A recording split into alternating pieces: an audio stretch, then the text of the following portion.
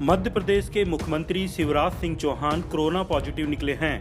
आपको बता दें कि 2 दिन पहले मध्य प्रदेश के सहकारिता मंत्री अरविंद सिंह भदौरिया कोरोना पॉजिटिव पाए गए थे। अरविंद सिंह भदौरिया सोमवार को कैबिनेट की बैठक में शामिल हुए थे और मंगलवार को मध्य प्रदेश के राज्यपाल लालजी टंडन के अंतिम संस्कार में भी गए थे। इस दौरान मध्य प्रदेश के मुख्यमंत्री शिवराज सिंह चौहान और कई अन्य गणमान्य व्यक्ति भी लखनऊ में अंतिम संस्कार में उपस्थित थे। शिवराज सिंह चौहान ने ट्वीट करके कहा, मेरे प्रिय प्रदेशवासियों, मुझे कोविड-19 के लक्षण आ रहे थे। टेस्ट के बाद मेरी रिपोर्ट पॉजिटिव आई है।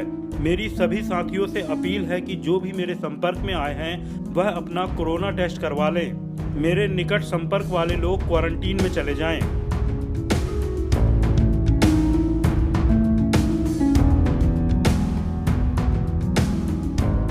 एक अभूतपूर्व संकट मानवता के सामने खड़ा कर दिया है।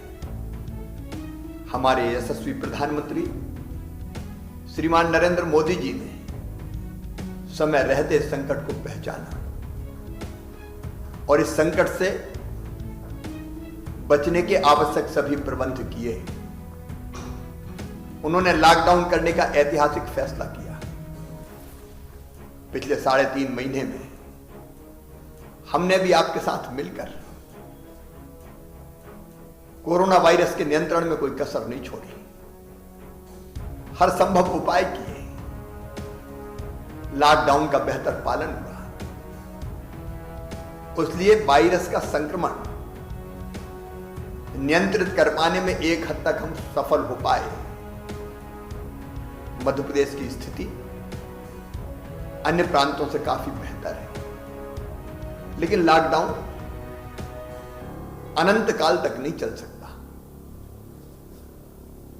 आखिर जिंदगी को भी चलना है, इसलिए आर्थिक गतिविधियां भी शुरू करनी पड़ी। लॉकडाउन से देश अनलॉक की तरफ बढ़ा, लेकिन ऐसा लगा कि अनलॉक होते ही हम असावधान हो गए। हमने आवश्यक सावधानियों का पालन नहीं किया। बाहर सड़कों पर भीड़ निकलने लगी। बाजारों में अनियंत्रित भीड़ निकली। घरों में कार्यक्रमों के आयोजन होने लगे। कुछ जगह पार्टियां शुरू हो गई। वैवाहिक कार्यक्रमों में तय थी सीमा कि दोनों पक्ष के मिला के 50 से ज्यादा लोग नहीं होंगे, लेकिन भावी संख्या बढ़ी। कई बार एक ही घर में, एक ही कमरे में कई लोगों के सोने के कारण संक्रमितों की संख्या बढ़ने लगी। कई मित्रों ने मास्क नहीं पहने, फिजिकल डिस्टेंस नहीं रखा, और इसलिए जून तक मध्य प्रदेश में नियंत्रित कोरोना जुलाई में फिर बढ़ने लगा।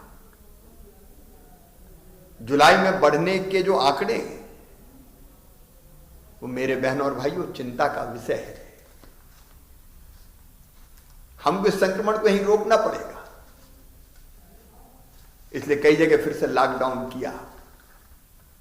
मुरैना, ग्वालियर, सिरोंज, नसलागंज जैसे कई कस्बे हमको फिर से बंद करने पड़े, नगर हमको बंद करने पड़े, क्योंकि संक्रमण की चेन तोड़ने का एक ही उपाय है, लॉकडाउन, दूरियां बढ़ा दो। या तो हम सावधानियां रखें, और सावधानी नहीं रखेंगे तो अनलॉक से लॉकडाउन की तरफ जाना पड़ता है। अपनी राजधानी भोपाल में भी 24 जुलाई को रात 8 बजे से लेके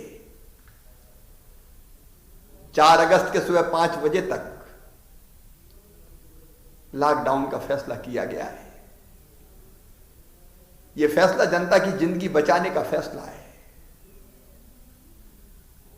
लॉकडाउन के दौरान दूध, दवाइयां, सब्जी इत्यादि की व्यवस्था की जाती रहेगी। लेकिन मेरी आपसे प्रार्थना है ये लॉकडाउन आपके लिए है। आप इसकी गाइडलाइन का पूरी तरह से पालन करें, अपने लिए, अपने परिवार के लिए, अपनों के लिए, अपने समाज के लिए, अपने शहर के लिए। और कोई उपाय नहीं है मेरे बहनों और भाइयों। और यह भी सही है कि हम अनंत काल तक, अनिश्चित काल तक जारी नहीं रख सकते।